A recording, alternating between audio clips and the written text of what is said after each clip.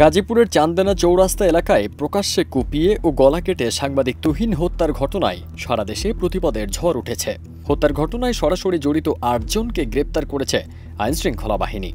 সবশেষ কিশোরগঞ্জ থেকে শহীদুলকে আটকের মধ্য দিয়ে মামলার সব আসামি আইনের আওতায় এসেছে বলে জানিয়েছে পুলিশ। এর আগে ফয়সাল ওরফে কেটু মিজান, তার স্ত্রী গোলাপী বেগম, স্বাধীন, আলামিন, সুমন, ফয়সাল হাসান ও শাহজালালকে রাজধানী, গাজীপুর ও ময়মনসিংহের বিভিন্ন এলাকা থেকে গ্রেপ্তার করা হয়। পুলিশের দাবি, হানি ট্র্যাপ চক্রের সদস্যদের অপকর্মের ভিডিও ধারণ করায় পরিকল্পিতভাবে তুহিনকে হত্যা করা হয়। ৭ আগস্ট রাত ৮:৩০টার দিকে গাজীপুরে তুহিনকে এলোপাতাড়ি কুপিয়ে হত্যা করা হয়। এর আগের দিন শাহপাড়া এলাকায় হামলার শিকার হন আরেক সাংবাদিক আনোয়ার হোসেন, যিনি এখনও হাসপাতালে চিকিৎসাধীন।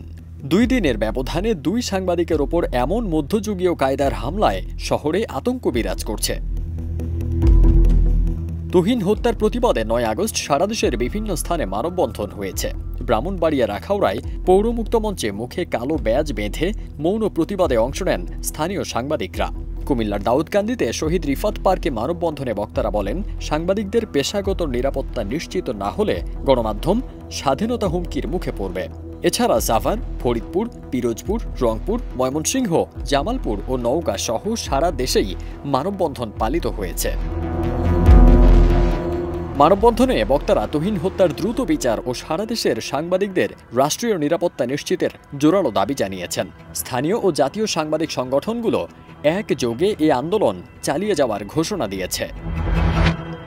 ফারদিন সানি, দেশ রূপান্তর।